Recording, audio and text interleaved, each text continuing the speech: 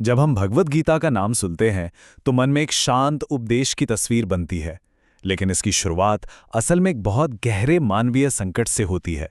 एक ऐसी कहानी जिसे हम सब कहीं ना कहीं महसूस कर सकते हैं। तो चलिए, आज के इस विश्लेषण में हम ये समझेंगे कि कैसे एक महान योद्धा का बिखराव ही उसकी सबसे बड़ी सफलता की नींव बन गया। क्या जीवन में कभी कोई ऐसा पल आया है जब लगा हो कि सब कुछ खत्म हो गया, जब सारे विश्वास हिल गए हों, जब आगे का रास्ता बिल्कुल धुंधला और मन निराशा से भर गया हो? बस ठीक इसी पॉइंट से भगवत गीता की शुरुआत होती है। किसी शांत मठ या आश्रम से नहीं, बल्कि एक धधकते हुए युद्ध के मैदान के बीचों बीच से। तो सबसे पहले सीन को समझते हैं। कहानी का मंच है कुरुक्षेत्र की रणभूमि, और ये कोई आम लड़ाई नहीं थी। ये एक राज्य की आत्मा को बचाने के लिए एक निर्णायक युद्ध था। बात है आज से करीब 5000 साल पहले की, जब महाभारत का महायुद्ध लड़ा गया। ये एक ही परिवार की दो शाखाओं, पांडवों और कौरवों के बीच धर्म की स्थापना के लिए था।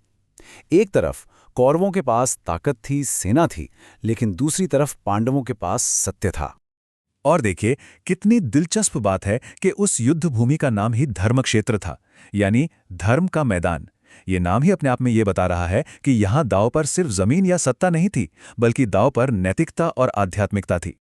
तो अब इस विशाल युद्ध के शोर से थोड़ा हटकर कहानी के सबसे बड़े नायक अर्जुन के मन के अंदर चलते हैं। उनके व्यक्तिगत संकट को समझते हैं।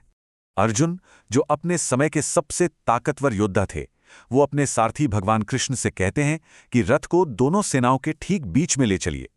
वो अपनी आंखों से देखना चाहते थे कि आखिर उनके खिलाफ लड़ने के लिए कौन कौन खड़ा है। और जैसे ही अर्जुन सामने देखते हैं, वो पूरी तरह से टूट जाते हैं। सामने कोई दुश्मन नहीं, बल्कि अपने ही रिश्तेदार, अपने गुरु, अपने दोस्त खड़े थे। वो कांपती हुई आवाज में कहते हैं, हे कृष्ण, युद्ध की इच्छा से यहां जमा हुए मेरे इन अपनों को देखकर मेरे हाथ पैर कांप रहे हैं और मेरा मुंह सूख रहा है। ये सिर्फ एक इमोशनल मोमेंट नहीं था, इसका असर सीधा उनके शरीर पर हो रहा था। उनका पूरा शरीर कांप रहा था, रोंगटे खड़े हो गए थे। सोचिए, उनका महान धनुष गांडीव उनके हाथों से फिसलने लगा, त्वचा में जलन होने लगी और मन में ऐसा कंफ्यूजन था कि कुछ भी साफ नहीं दिख रहा था। और फिर दुख से पूरी तरह हार कर अर्जुन अपने धनुष बाण एक तरफ फेंक देते हैं और रथ में बैठ जाते हैं। वो लड़ने से साफ इनकार कर देते हैं। दुनिया का सबसे बड़ा योद्धा युद्ध शुरू होने से पहले ही हार मान चुका था। लेकिन सवाल यह है कि अर्जुन के इस बिखराव का असली कारण क्या था। अब हम कहानी से निकलकर उसके विश्लेषण की ओर बढ़ते हैं, जहां ये हजारों साल पुराना ज्ञान आज के मॉडर्न साइकोलॉजी की कसौटी पर भी खरा उतरता है। देखिए, गीता के पहले अध्याय का नाम ही है अर्जुन विषाद योग, यानी अर्जुन की निराशा का योग।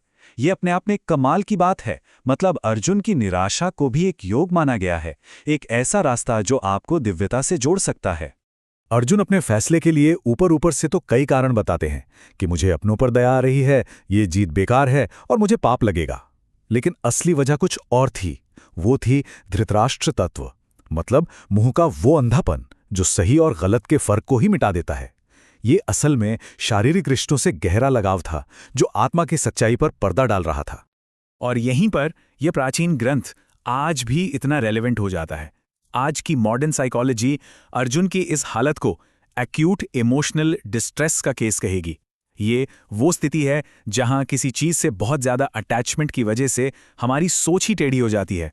ठीक वैसे ही जैसे अर्जुन को अपना कर्तव्य निभाने में भी पाप नजर आने लगा था। अब इस गहरे संकट के बीच भगवान कृष्ण की भूमिका शुरू होती है। और वो सिर्फ एक देवता की तरह नहीं, बल्कि एक मास्टर साइकोलॉजिस्ट, एक कुशल काउंसलर के रूप में सामने आते हैं। याद है जब अर्जुन दोनों सेनाओं के बीच में गए थे? वो जगह ऐसी थी जहां से सब कुछ साफ दिख रहा था, लेकिन वहीं पर वो सबसे ज्यादा कमजोर भी महसूस कर रहे थे। जब तक कोई अपनी कमजोरी को स्वीकार नहीं करता, तब तक उसे कोई रास्ता नहीं दिखा सकता। अर्जुन ने अपनी लाचारी दिखाकर असल में दिव्य मार्गदर्शन का दरवाजा खोल दिया था। कृष्ण का तरीका देखिए कितना अद्भुत है। सबसे पहले वो बस सुनते हैं। वो अर्जुन को अपना सारा डर, सारा भ्रम बाहर निकालने का मौका देते हैं। दूसरा, वो उसके पीड़ा को समझते हैं, उसे जज नहीं करते। और फिर आखिर में वो अर्जुन की बिगड़ी हुई सोच को ठीक करने की प्रक्रिया शुरू करते हैं, जिसे आज की भाषा में कॉग्निटिव रीस्ट्रक्चरिंग कहते हैं। तो इस पूरी घटना से हम क्या सीख सकते हैं? असल में अर्जुन का ये टूटना, ये ब्रेकडाउन एक बहुत बड़े ब्रेक थ्रू की तैयारी थी। अर्जुन का ये संकट एक आत्मा की अंधेरी रात जैसा था, एक बहुत मुश्किल लेकिन बेहद जरूरी सफर। इसका मकसद ही यही था कि उनका दुनिया से मोह कमजोर पड़े और वो दिव्य ज्ञान को पाने के लिए तैयार हो सकें। कभी कभी जीवन में बड़ी चुनौतियां सजा नहीं होती, बल्कि वो हमें एक ऊंची समझ के लिए तैयार कर रही होती हैं। और यहीं पर एक बहुत गहरी बात छिपी है। कहते हैं कि अर्जुन ने युद्ध उसी पल जीत लिया था जब उन्होंने कृष्ण के सामने सरेंडर कर दिया था। असली जीत हथियारों से नहीं, बल्कि आध्यात्मिक समर्पण से हुई थी। और ये हमें एक सवाल के साथ छोड़ जाता है, कैसे किसी की जिंदगी का सबसे कमजोर पल ही उसकी आध्यात्मिक जागृति की शुरुआत बन सकता है। शायद ये कहानी यही सिखाती है कि असल सफलता से पहले हमारे अंदर